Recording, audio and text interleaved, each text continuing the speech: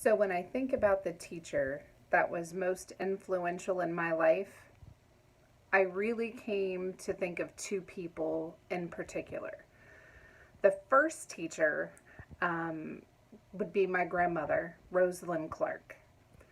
She was a special education teacher for many, many years, and she had a passion for technology way back in the day. In fact, I can remember going to her house and she would teach us how to program the DOS system.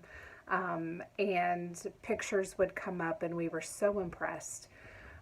She also was super innovative and creative. She saw a need for some of her special education students that couldn't communicate, so she developed a language in which they used a chart and the eye gaze in order to communicate. She called it New View Q. And she developed this language, and it was effective for several of her students to finally have a voice. So when I think of creativity and just a passion and love for children, I think that my grandmother definitely had the biggest impact. The second teacher I think about is my high school physics teacher, Mr. Wells. He was probably the hardest teacher I ever had because he pushed me out of my comfort zone.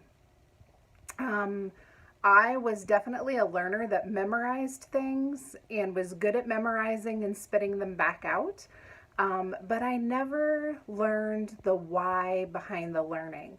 And he really pushed me out of my comfort zone to understand the why behind what I was learning.